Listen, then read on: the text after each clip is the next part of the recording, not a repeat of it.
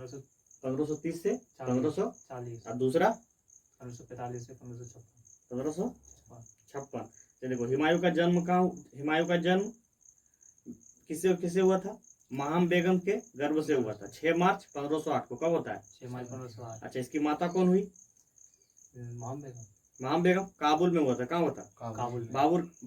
बाबर का कितना पुत्र था? बाबर का 4 पुत्र। 4 पुत्र, हिमायू, कामरान, अस्करी और जिंदाल। हिमायू सबसे बड़ा था। हिमायू सबसे बड़ा था। हिमायू का शाब्दिक अर्थ क्या होता है? हुमायूं का शाब्दिक अर्थ, हाँ, क्या होता है? भाग्यवान। क्या होता है? भाग्यवान।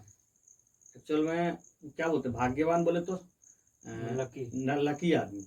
ठीक है। अच्छा देखो, हिमायू के विषय में विस्तार पूर्वक जानकारी हमें हुमायूंनामा से मिलती है। हिमायू के बारे में जानकारी हमको कैसे मिलती है? हुमायूंनामा। अच्छा, हुमायूंनामा के लेखक कौन है? गुलबदन बेगम। उसकी बहन है गुलबदन बेगम, उसकी बहन गुलबदन बेगम। अच्छा, हिमायू शासक बनने से पूर्व कहाँ का सूबेदार था? हिमायू शासक बनने के पूर्व बदसखा का सूबेदार कहाँ का था? बदसखा का सूबेदार था। बदसखा कहाँ है एक्चुअल प्रेजेंट में? अफगानिस्तान में। कहाँ है? अफगानिस्तान। अच्छा, हिमायू का राज्याभिषेक कब हुआ? हुमायूं का 1530 में। अच्छा, मरा बाबर का 1530 में और उसी समय इसका क्या हो गया? राज्याभिषेक हो गया। अच्छा, हिमायू एकमात्र शासक जिसने अपने भाइयों के साम्राज्य में विभाजन किया। हिमायू एकमात्र मुगल शासक तो जो अपने साम्राज्य का क्या किया? भाइयों में विभाजन किया। अच्छा देखो, इन्होंने अपने पिता की इच्छा को ध्यान में रखते हुए बड़े भाई अपने भाई कामरान को काबुल दिया। कामरान को क्या दिया? काबुल। अच्छा, कंधार किसको दिया? अस्करी को। कंधार किसको दिया? अस्करी को। अच्छा, सामल राजस्थान का क्षेत्र किसको दिया? हिंदाल को। किसको दिया? किसको दिया? हिंदाल को, जो अलवर राजस्थान में। कहाँ है? अलवर राजस्थान। समल क्षेत्र कहाँ है? अलवर राजस्थान। अच्छा देखो, हिमायू का चचेरा भाई सुलेमान मिर्जा को बदसखा का प्रदेश दे दिया। क्या कर दिया? बदसखा का प्रदेश, जहाँ का पहले सूबेदार था अपने बाप के समय में। किसको दे दिया? अपने चचेरा भाई सुलेमान मिर्जा को। किसको दे दिया? सुलेमान। अच्छा, 1533 में हिमायू की दिल्ली में दीनपना नामक एक क्या बुलाया? पुस्तकालय का स्थापना किया। क्या किया? 1533 में क्या किया? दीनपना नामक पुस्तकालय का स्थापना किया। अच्छा, सेना अभियान सुन लो इसका सेना अभियान 1531 में कलिंजर के शासक प्रताप रुद्रदेव को अपना पहला आक्रमण किया। किस पे किया?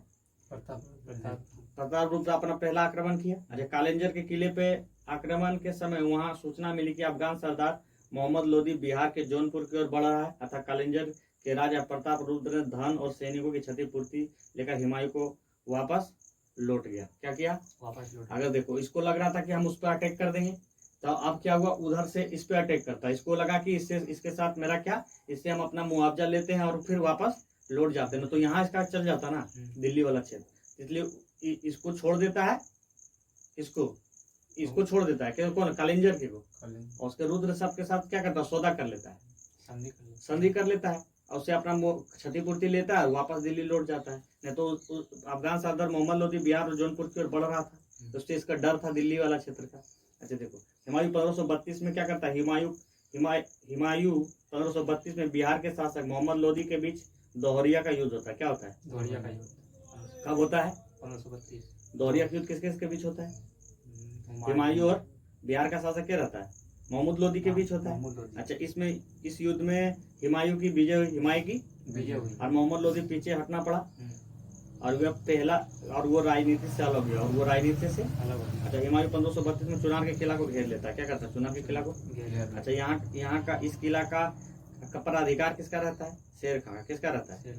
लगभग 6 महीना तक इस किला का घेरा करने के बावजूद हिमायू को सफलता नहीं मिली। तब शेर खां से वो समझौता कर लिया और इस समझौते के शर्त के मुताबिक हिमायू को शेर शाह का एक मोटी रकम मिला। क्या मिला? मोटी रकम मिला। और बदले में हिमायू ने शेर शाह को चुनार के किला में का प्रधान स्वीकार कर लिया। बाद में शेर शाह को क्या कर लिया? चुनार का किला जिसपे वो घेराबंदी किया उसी का इसको सूबेदार बना दिया, यानी किलादार बना दिया। समझ में आया? अच्छा, हिमायू 1534 में बिहार के मोहम्मद जुबान मिर्जा और मोहम्मद मिर्जा के विद्रोह को दबाया। क्या किया था? आज पूछा गया क्वेश्चन है। हिमायू ने 1534 में बिहार में मोहम्मद जुबान मिर्जा और मोहम्मद सुल्तान मिर्जा दोनों विद्रोह कर दिया था। इन दोनों को विद्रोह को दबा दिया था। कौन? हिमायू। कब किया था? 1534। अच्छा, 1535 में हिमायू 1535 में हुमायूं का संघर्ष गुजरात के शासक किससे होता है? गुजरात शासक बोलो, लिखल तो है ना, बहादुर शाह के साथ। किसके साथ होता है? बहादुर शाह। बस होता है इस वर्ष बहादुर शाह ने चित्तौड़ पे आक्रमण किया था। क्या किया था? चित्तौड़ का शासक कौन था उस समय? चित्तौड़ का विक्रमाजीत सिंह कौन था? इसलिए संरक्षिका के रूप में रानी कर्णावती सत्ता को संभाल रही थी। क्या कर रही थी? कर्णावती सत्ता को संभाल रही थी। हाँ, अच्छा, कर्णावती बहादुर शाह से निपटने के लिए हुमायूं के पास राखी भेजकर सहायता मांगी, परंतु हुमायूं सहायता करने से क्या कर देता है? इनकार कर देता है। इसको लगता है कि बाद में तो हम इसको हम हड़पेंगे। इसको क्या लगता है कि अभी क्या बाद में हम ले लेंगे, इसलिए उस समय उसकी सहायता करने से इनकार कर देता है। अच्छा, बहादुर शाह जब चित्तौड़ विजय कर लौट रहा था, उसी समय हुमायूं मध्य प्रदेश में मांडू नामक स्थान पर उसके रास्ता को रोक लेता है। क्या रोकता है? जब चित्तौड़गढ़ को जीत के जा रहा था बहादुर शाह, इसको तो सहयोग नहीं किया, हुमायूं से राखी भेज के तो मंगवाई थी, लेकिन सहयोग तो इसको नहीं मिला। तो बाद में जब वो विजय करके लौट रहा था, अब हुमायूं उस पर रोक लेता है। किसको? बहादुर शाह। किसको रोकता है? बहादुर शाह।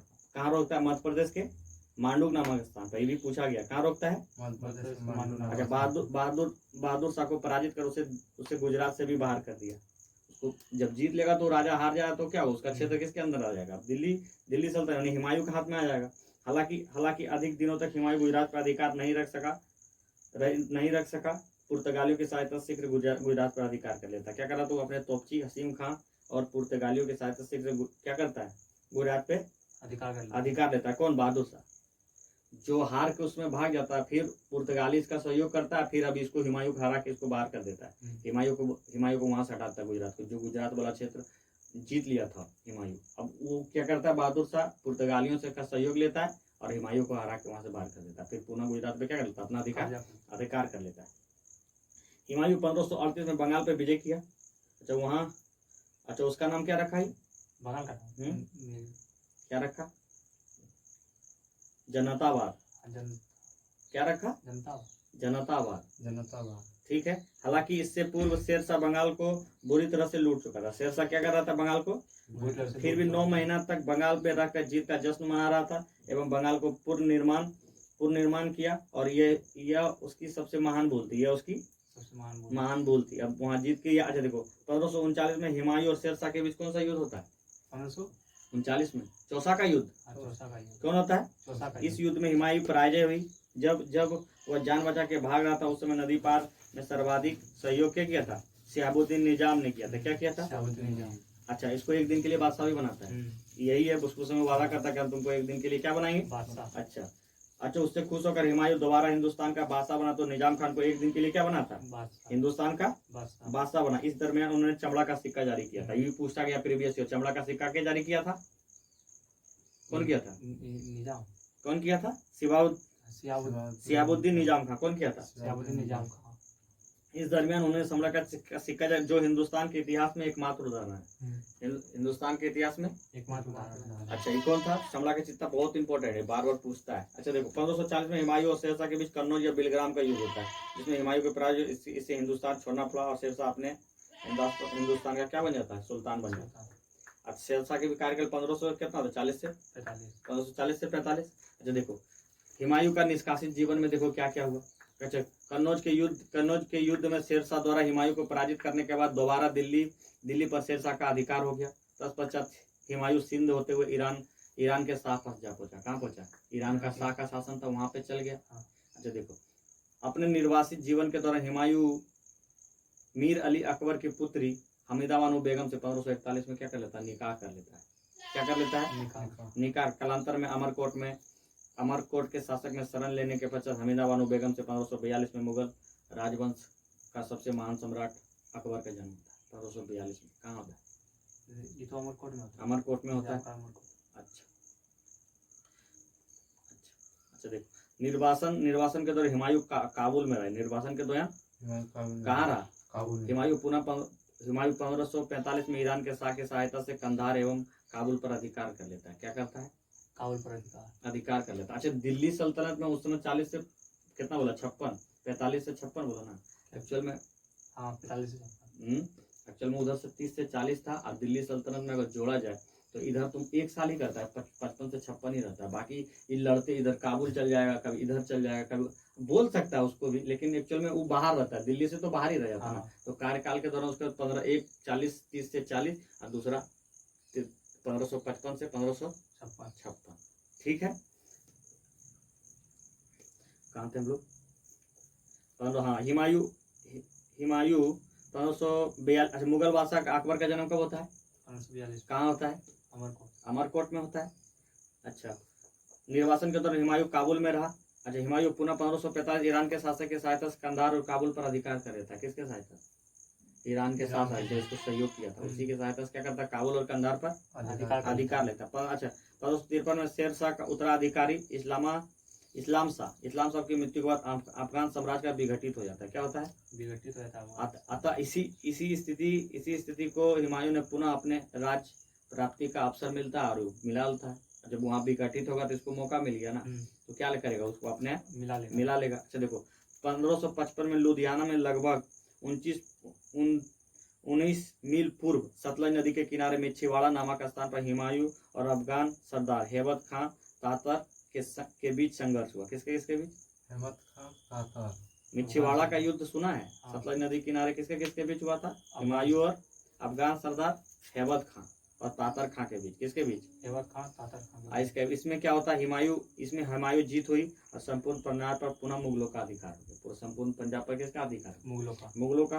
अच्छा देखो, 22 जून 1550 हुमायूं एवं सिकंदर सूर के बीच सरहिंद का युद्ध होता है। कब होता है? सरहिंद का। अच्छा, इसमें हुमायूं की विजय हुई और वह दिल्ली पहुंचकर 1555 में पुनः बादशाह घोषित करता है। क्या करता है? 1555। तो यही बोले थे ना, वहाँ 30 से 40, यहाँ 15 से। मुगल बादशाह जब दिल्ली पहुंचा तो कार्यकाल दिल्ली के तौर पे देखेगा तो वो है, और संपूर्ण तौर पे इसका कार्यकाल अगर तुम वहां से जोड़ेगा तो 40 से लेके पूरा कितना तक आएगा? किसका? 30 से लेके 40 तक पूरा अगर जोड़ेगा हुमायूं निष्कासित जीवन लेके कितना होगा?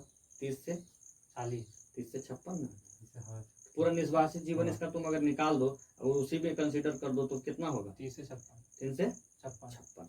अच्छा, इस प्रकार दिल्ली पहुंच गया। 1500 क्या करता है? जुलाई 1555 में अपने आप को क्या करता है? बादशाह घोषित करता है। अच्छा, इस प्रकार मुगल साम्राज्य का क्या होता है? पुनः स्थापना होता है। क्या होता है? पुनः स्थापना। जनवरी 1556 में दिन पाना नामक पुस्तकालय जो ये खुद बनवाया था उसी में गिरकर इसका क्या हो जाता है? मृत्यु हो जाता है। अच्छा, हुमायूं का मकबरा दिल्ली में है। कहाँ है? दिल्ली में। अच्छा, इसका निर्माण उसकी पत्नी कौन करती है? हमीदा बानो बेगम, जो ईरानी संस्कृति से प्रभावित है। जिसका वास्तुकार कौन था? मिर्जा गयास बेग। कौन था? मिर्जा गयास बेग। अच्छा, मुगलों का कब्रिस्तान कहा जाता है। क्या कहता है? मुगलों का कब्रिस्तान। अच्छा, हुमायूं की मृत्यु के बाद इतिहासकार लेनपुर ने कहा हुमायूं अपने जीवन में लड़खड़ाते हुए ही मर गया। लेनपुर क्या बोलता है? अपने जीवन में ही लड़खड़ाता ही मर गया। अच्छा, ऐसा माना जाता है हुमायूं ज्योतिष में विश्वास रखता था। अच्छा, इसलिए उसने सप्ताह में 7 दिन 7 रंग का कपड़ा पहनता था। क्या करता था?